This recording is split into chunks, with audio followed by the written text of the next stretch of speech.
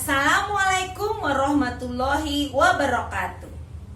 Apa kabar anak-anak? Mudah-mudahan selalu sehat selalu dan semangat. Ibu mengucapkan selamat datang menjadi warga pelajar SMP Negeri 1 Jakarta. Bagaimana anak-anak? Senang? Bahagia? Bangga? Oke, bagus semuanya, hebat semuanya. Nah, pada kali ini Ibu akan memperkenalkan diri Ibu. Nama Ibu adalah Ibu Eka Asma. Ibu akan memberikan sedikit materi tentang cara belajar efektif. Nah, anak-anak semuanya dengarkan baik-baik. Oke, anak-anak. Nah, sekarang Ibu akan mengajarkan cara belajar efektif. Oke. Nah, anak-anak, coba anak-anak perhatikan layar yang Ibu sampaikan ini. Aku harus punya cita-cita. Menjadi apa? Oke, banyak sekali anak-anak yang anak-anak inginkan. Misalkan anak-anak ingin menjadi seorang pengusaha, menjadi dokter, suster, pengacara, menjadi apa lagi? Iya, menjadi seorang insinyur, dan sebagainya.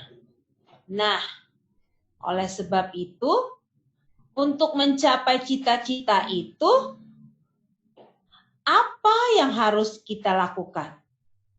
Gimana?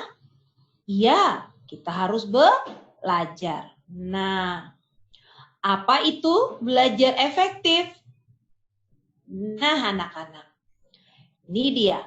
Pengertian dari belajar efektif adalah suatu proses belajar mengajar yang berhasil guna dan mampu memberikan pemahaman, kecerdasan, ketekunan, kesempatan, dan mutu yang lebih baik, serta memberikan perubahan perilaku dan dapat diaplikasikan dalam kehidupan sehari-hari, serta menghasilkan sumber daya manusia yang tangguh. Oke, nah sekarang anak-anak harus mengenali gaya belajarnya. Nah, ini yang Ibu akan jelaskan. Gaya belajar di sini yang pertama adalah gaya belajar visual. Yang kedua, gaya belajar auditory atau auditorial. Gaya belajar yang ketiga adalah kinestetik. Ini dia. Nah, ini yang visual, berarti see it. See it artinya melihat. Nah, kemudian auditory, say it, berarti mendengar. Dan ketiga, kinestetik, do it, artinya bergerak dan melakukan sesuatu. Baik, Ibu akan jelaskan satu persatu bagaimana dan ciri-ciri belajar dari visual. Nah, ciri-ciri dari visual itu yang pertama, dominan indera penglihatan, berarti dari mata kita penglihatan. Yang kedua, berpenampilan rapi. Nah, tips cara belajar visual bagaimana? Ini dia. Yang pertama, banyak menggunakan media, gambar, warna, grafik, diagram, LCD, dan sebagainya. Kemudian, menggunakan stabilo atau bolpen berwarna pada catatan. Kemudian, perhatikan mimik gerak tubuh lawan bicara dan membaca buku berilustrasi. Oke, nah ini yang kedua, auditory. Nah, ciri auditory yang pertama adalah dominan indera pendengar. Mudah mendengar, mengingat apabila mendengar sesuatu daripada melihatnya. Jadi dia lebih cenderung mendengar. Kemudian mudah terganggu oleh keributan. Nah, bagaimana tips belajarnya? Kalau gaya belajarnya auditori, nah, yang itu biasanya diskusi dan tanya jawab berkelompok. Kemudian apalagi? Membaca, menghafal, berpikir sambil mengucapkan keras-keras. Kemudian lingkungan belajar yang harus tenang dan sepi, tidak boleh ada yang berisik. Itu cara ciri-ciri dan tips belajar secara auditori. Nah, yang ketiga, kinestetik. Nah, ciri dari kinestetik itu belajar sambil menggerakkan tubuh. Kemudian suka menyentuh atau disentuh oleh lawan bicaranya. Nah, bagaimana tips belajarnya? Ini tips belajarnya. Gunakan gerakan atau sentuhan yang perlu untuk memperkuat ingatan atau praktek langsung. Kemudian, lebih efektif posisi berdiri daripada duduk. Jadi dia lebih senang berdiri daripada duduk. Selanjutnya, melengkapi ruang belajar dengan aksesoris berupa poster yang menggambarkan gerakan. Nah, itu tadi kita kenali dari gaya belajar. Nah, sekarang Ibu akan jelaskan lagi cara belajar efektif. Nah, dilihat dari perencanaan. Jadi kita harus membuat perencanaan terlebih dahulu. Nah, apa saja yang ada di dalam perencanaan?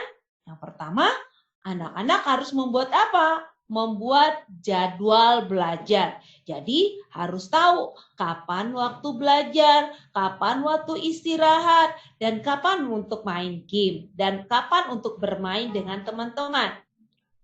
Kemudian anak-anak harus mempunyai suatu target pencapaian dan goal. Jadi apa keinginannya dalam belajar tersebut? Targetnya bagaimana? Berapa nilai yang akan anak-anak Ibu peroleh? Kemudian harus disiplin belajar, fokus, dan niat dengan sungguh-sungguh. Jadi kalau harus sesuatu harus belajar dengan sungguh-sungguh. Kemudian metode berpikir. Apa itu metode berpikir? Yaitu metode yang berjalan sempurna dengan seringkali memberikan penyelesaian masalah hidupnya, akan memiliki kesamaan atau tidak memiliki kemiripan. Nah, maka kunci inilah anak-anak untuk menjawab pertanyaan itu dari mudah dulu. Kemudian selalu anak itu berpikir, belajar untuk berpikir. Kemudian apalagi? Metode imitasi. Nah, metode imitasi itu apa? Yaitu metode yang meniru. Meniru apa? Meniru kegiatan orang lain atau meniru gurunya. Sering digunakan seperti anak kecil ya, menghafalkan kata-kata, tingkah laku, etika dan tradisi. Kemudian ada lagi trial and error. Nah, manusia itu belajar dari eksperimen pribadi. Dia akan berusaha secara mandiri untuk memecahkan masalah yang dihadapi. Nah, di sini harus perlu yang namanya problem solving, artinya menemukan masalah atau menyelesaikan atau memecahkan masalahnya sendiri. Nah, kemudian mulailah dari yang kecil. Jadi dari hal-hal yang kecil, anak-anak Ibu harus membiasakannya. Kemudian setelah hal-hal bersih itu, jadi anak-anak tidak langsung putus asa atau jadi harus dari yang soal-soal yang gampang dulu, sehingga baru kita lanjutkan kepada soal-soal yang menantang. Kemudian sering-seringlah praktek. Nah, anak-anak Ibu harus sering-sering berlatih untuk memahami soal atau terbiasa dalam mengerjakan sesuatu. Kemudian, nah ini penting sekali, lokasi dan situasi yang kondusif atau yang menyenangkan. Nah, kalau suasananya tidak menyenangkan, apakah anak bisa belajar dengan enak, fokus? Pasti terganggu. Nah, oleh sebab itu anak-anak harus tahu bagaimana situasi dalam pembelajaran yang akan menyenangkan. Nah, kemudian apalagi? Menggunakan media dan sumber-sumber yang relevan. Dan jangan lupa berdoa. Berdoa itu penting sekali. Sekarang, cara belajar efektif di sekolah. Nah, bagaimana anak-anak belajar yang baik atau efektif di sekolah? Yang pertama, anak-anak harus belajar dengan serius dan tekun. Artinya harus fokus tadi kita pakai. Kemudian apalagi? Diskusi bareng teman atau belajar kelompok. Kemudian apalagi? Mendengarkan penjelasan guru dengan baik dan membuat catatan intisari dari pelajaran tersebut. Hal-hal penting apa yang disampaikan oleh Bapak Ibu guru. Kemudian apalagi? Ini yang penting sekali, anak-anak harus aktif bertanya dan ditanya, dan jangan malu untuk bertanya. Ya, jangan pernah ada lagi kalimat malu. Saya nggak mau Bu, saya nggak mau Pak. Itu nggak bagus. Anak ibu sekarang akan menjadi sukses harus rajin bertanya.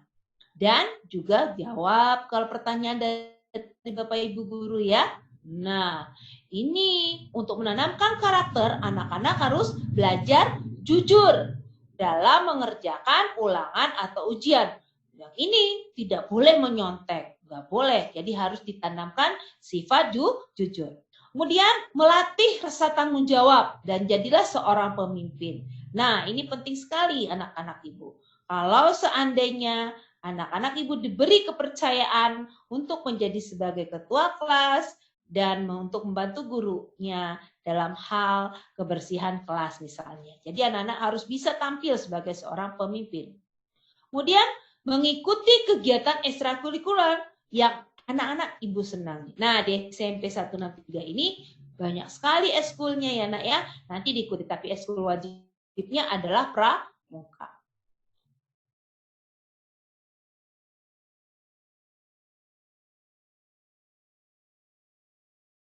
Cara belajar efektif di rumah. Bagaimana cara belajar efektif di rumah? Yang pertama, kerjakan PR. Kemudian, selalu mengulang pelajaran yang sudah diajarkan dan mengerti, bukan menghafal. Jadi mengulang pelajaran tersebut, apa yang telah diajarkan oleh Bapak Ibu guru di sekolah. Jadi di rumah diulang lagi, sehingga anak ibu tidak lupa apa yang dipelajari. Kemudian banyak berlatih pelajaran yang kurang disukai, atau banyak juga berarti pada soal-soal yang susah. Kemudian cukup istirahat, makan dan bermain. Jadi ada saatnya kapan anak ibu istirahat, makan dan bermain. Dan hindari belajar berlebihan. Artinya jangan kebut satu malam, besok mau ujian atau mau ulangan baru belajar. Itu nggak bagus. Jadi lebih baik kita belajar tiap hari. Nah, cari seorang pembimbing yang baik. Nah, anak ibu bisa belajar di rumah dengan kalau misalnya sulit tidak dapat menjawab pertanyaan Bapak Ibu guru atau tugas yang diberikan oleh Bapak Ibu guru, anak-anak boleh tanya sama orang tua atau juga bisa bimbingan belajar. Nah, itu tadi pembahasan dari Ibu. Mudah-mudahan cara belajar yang Ibu sampaikan tadi sangat bisa bermanfaat buat anak-anak. Nah, ini ada kuis nih. Pertama, nah tentukan gaya belajar siswa ini. Tidak suka membaca petunjuk atau prosedur percobaan. Ini berarti gaya belajar apa? Ayo, siapa yang bisa jawab? Oke, betul. Yaitu auditorio. Yang kedua, sulit duduk lama di kelas. Ayo, termasuk apa? Iya, betul sekali. Yaitu kinestetik, bergerak. Kemudian, menggunakan bantuan jari ketika membaca. Bagaimana? Iya, betul sekali. Kinestetik. Nah, ini yang keempat. Mempunyai catatan yang rapi, termasuk gaya belajar apa? Iya, betul sekali. Visual. Yang terakhir, suka menjelaskan panjang lebar dan intonasi berpola. Termasuk apa? Auditory. Oke. Nah, kuis yang kedua.